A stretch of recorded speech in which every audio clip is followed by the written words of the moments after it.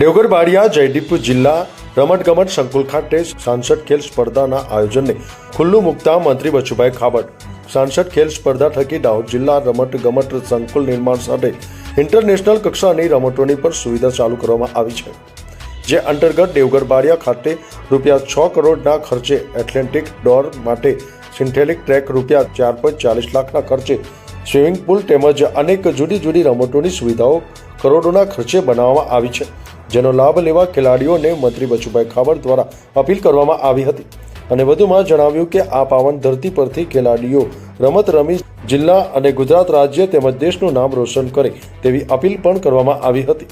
Devgadh બારિયાના HR હાઈસ્કૂલના ખેલાડીઓએ આંતરરાષ્ટ્રીય રમતમાં ભાગ લઈ સિલ્વર મેડલ મેળવેલ ટાવડિયા સંજનાબેન અને સાથે મોહનિયા દેવિકાબેન, બાબર વિકાસભાઈ સહિતના અલગ અલગ રમતોના ખેલાડીઓએ ભાગ લઈ દાહોદ જિલ્લા તેમજ ગુજરાત રાજ્યનું નામ રોશન કર્યું છે। દેવગઢ બારિયા રમતગમત સંકુલ ખાતે મંત્રી બચુભાઈ ખાબડ નાઓના દ્વારા ખુલ્લું મૂકવામાં આવ્યું હતું, જેમાં ઉપસ્થિત જિલ્લા પંચાયત પ્રમુખ અરવિંદાબેન પટેલિયા, પ્રાંત અધિકારી જ્યોતિબા ગોહેલ, મામલતદાર સમીર પટેલ સહિતના અધિકારીઓ તેમજ પદાધિકારીઓ સહિત મોટી સંખ્યામાં ખેલાડીઓ ઉપસ્થિત રહ્યા હતા। દીપક રાવલનો રિપોર્ટ, ન્યૂઝ ટુડે, દાહોદ। આજે સંસદ ખેલ સ્પર્ધાનો કાર્યક્રમ અમારા દાહોદના લોકપ્રિય સાંસદ જસવંતસિંહ ભાભોર સાહેબના નેતૃત્વમાં દાહોદ જિલ્લાની તમામ વિધાનસભાની અંદર થઈ રહ્યા છે। એમાં દેવગઢ બારિયા 134 વિધાનસભાનો આજે દેવગઢ બારિયા રમતગમત સંકુલ ખાતે તમામ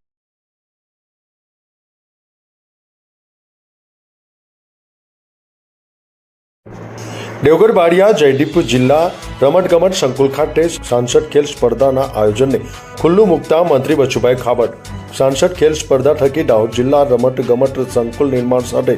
ઇન્ટરનેશનલ કક્ષાની રમતોની પણ સુવિધા ચાલુ કરવામાં આવી છે, જે અંતર્ગત દેવગઢ બારિયા ખાતે ₹6 કરોડના ખર્ચે એથ્લેટિક દોડ માટે સિન્થેટિક ટ્રેક ₹4.40 લાખના ખર્ચે સ્વિમિંગ પુલ તેમજ